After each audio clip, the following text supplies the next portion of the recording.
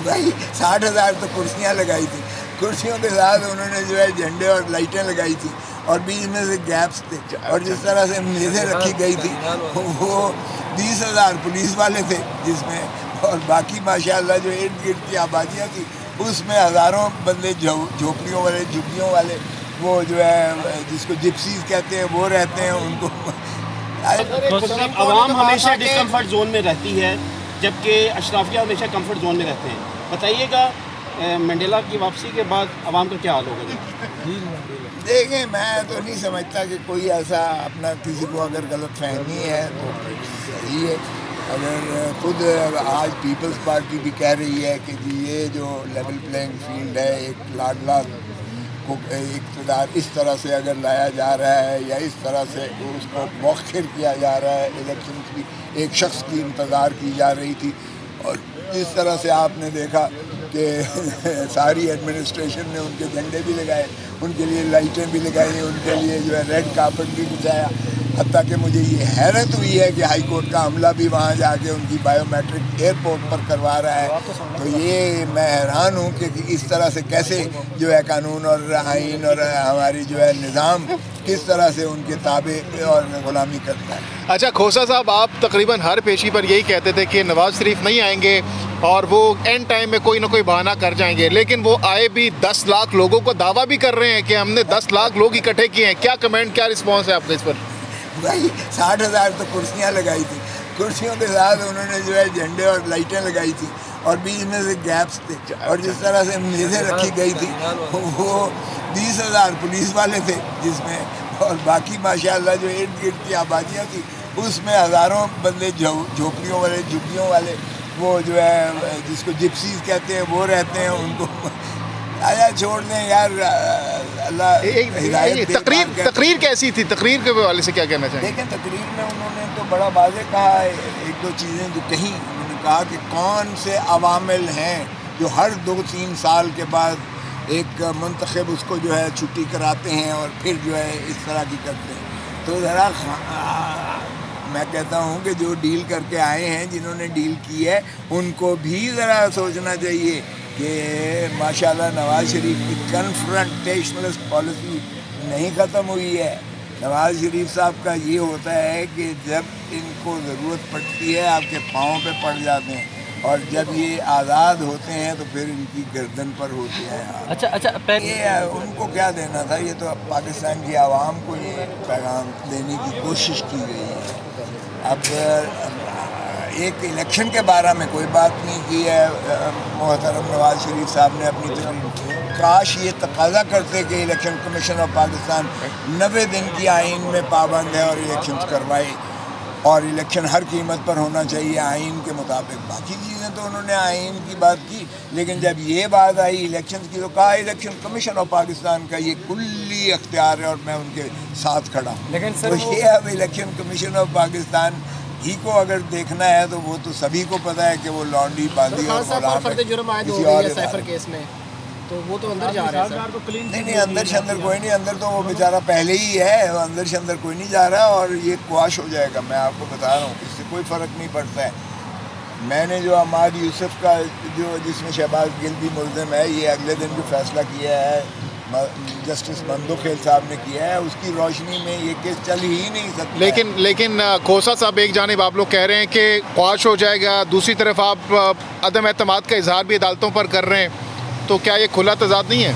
नहीं, देखिए हम तो कानून और आइन की बात कर रहे हैं। अगर आपने कहा जिस तरह मैंने कहा था नवाज़ शरीफ नहीं आएगा, तो मैं अपना उस बेसिस पे कर रहा था कि मोहतरम नवाज़ शरीफ साहब 20 महीने की कारकर्दगी में क्या आवाम को दिखा सकते हैं कि मैंने ये किया है, क्या बयानियाँ लेकर आ रहे हैं मोहतरम नवाज़ शरीफ साहब। तो मैंने एक उस अब भी मैं जो बात कर रहा हूँ, मैं आइन और कानून के मुताबिक कह रहा हूँ कि उनके ख़िलाफ़ केस बनता ही नहीं है। ये तोशा खाना, ये पाकिस्तान के 25 करोड़ अवाम की तज़हीक है, उनकी इज़्ज़त और वक़ार का जनाजा निकालने के मुतरादिफ है कि हम डोनाल्ड लू एक असिस्टेंट सेक्रेटरी के हुक्म पर हमने प्राइम मिनिस्टर को चलता किया और उसके बाद न सिर्फ चलता किया, बाबा सलासिल करके हमने आज फर्द जुर्म भी लगवा लिया। तो ये शर्म आनी चाहिए जिन्होंने ये केस बनाया है। सर आखिरी सवाल ले लें, 420 सेकंड में इसी इस्लामाबाद हाई कोर्ट ने नवाज शरीफ को ज़मानत दे दी, اور سائفر کیس میں عمران خان کی ضمانت کا فیصلہ محفوظ ہے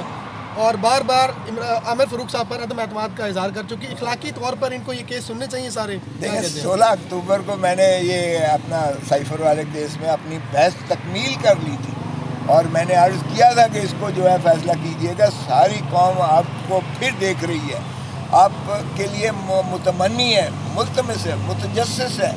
خدا را انصاف کیجیے گا. بار بار تاریخ اور عوام آپ سے جو ہے پکارتے ہیں, آپ پر جو ہے آپ کا امتحان ہوتا ہے. مولوی تمیز الدین کا کیس, لیاقت علی خان کے قتل کا کیس, نصرت بھٹو کا کیس, بھٹو کی سزائے موت کا کیس, بے نظیر بھٹو کی قتل کا کیس, ایک کیس میں بھی تو ہمیں عدلیہ سے انصاف نہیں ملا ہے اور عوام پوچھتی ہے کہ کیا عدالتیں کر رہی ہیں. تو میں نے کہا ایک اور تاریخ آپ کو موقع دے رہی ہے. خدا رہا اس کو ایک بات تو انہوں نے کی کہ وہ پورا دن بیٹھے رہے. صبح 9:30 بجے میری بحث شروع ہوئی ہے اور 6 بجے تک بیٹھے رہے ہیں, تکمیل کر کے اٹھے ہیں. اگرچہ انہوں نے بہت کوشش کی, پروسیکیوٹر نے, نیب والوں نے, کہ کسی طریقے سے اس سے نکلا جا سکے یا مؤخر کرایا یا ملتوی کروایا جا سکے, لیکن تکمیل کیا.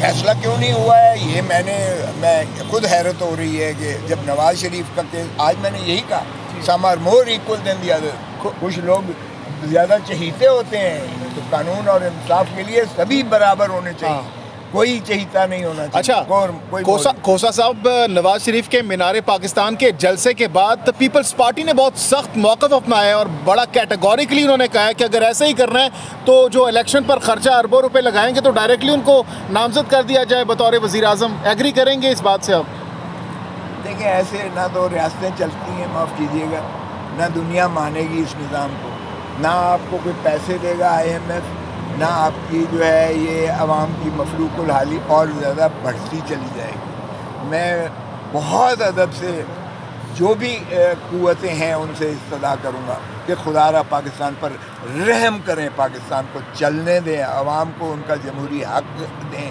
الیکشن شفاف کروائیں, ایوانوں کو جو ہے معرض وجود میں آنے دیں, اسمبلیاں اور جو ہے پارلیمنٹ, اور وہاں سے حکومتیں بننے دیں. پاکستان کے عوام کو ملکیت دیں, ملک دیں, ان کو ملکیت دیں, ان کو اپنے معاملات چلانے کی. پاکستان تبھی خوشحال. پیپلز پارٹی PTI کا اتحاد دیکھ رہے ہیں, لاسٹلی کمنٹ کیجیے گا آنے والے انتخابات میں, کیونکہ ایک پیج پر نظر آ رہے ہیں اس وقت دونوں ٹارگٹ کر رہے ہیں نواز شریف صاحب اور PMLN کو. دیکھیں سیاست میں تو کچھ بھی ہو سکتا ہے. یہ آرٹ آف امپاسبل کو بھی پاسبل بنانا یہی سیاسی ہوتا ہے. اس لیے کوئی ایسی اس میں لائنز نہیں ہوا کرتی ہیں, بیریئرز نہیں ہوا کرتے ہیں. لیکن ایک بات بڑی واضح ہے, اگر اس ملک کو آپ نے صحیح معنی میں آئین اور قانون پر چلانا ہے اور ترقی اگر کرنی ہے تو پھر سیاسی مفاہمت سبھی کو کرنا پڑے گی, اور وگرنہ تو پھر ہر دفعہ جو ہے ڈنڈا آپ کے سر پر ہوگا اور پھر جو ہے جس کے ہاتھ میں لاٹھی اسی کی. لیکن عمران خان تو یہ مشورہ نہیں مان رہے, وہ تو مفاہمت کی بات ہی نہیں کر رہے, وہ تو ڈٹے ہوئے ہیں. کیا آپ نے ان کو مشورہ دیا ہے کہ اس طرح سے نہیں چلے گا مزید؟ دیکھیں یہ عمران خان سے آپ پوچھیں, لیکن میں تو اپنی ذاتی آپ کو دے رہا ہوں. آپ ان کے وکیل ہیں, ان کو مشورہ دیا ہوگا. وکیل میں قانون اور عدالتوں کی حد تک اور مقدموں کی حد تک ہوں, میں ان کا سیاسی مشیر نہیں ہوں. لیکن پھر بھی میں مشورہ یہی دوں گا کہ خدا را آپ اپنا نظریہ بالکل پختگی سے اپنے پاس رکھیں اور اس پر کاربند رہیے گا. لیکن جہاں آپ کو ریاست کو چلانے اور ملک کو چلانے کی بات آتی ہے, وہاں اگر سیاسی مفاہمت نہیں ہوگی تو پھر اور دوسری قوت جو ہے, تیسری قوت جو ہے, وہ ہمیشہ آپ کے سر پر سوار رہے گی.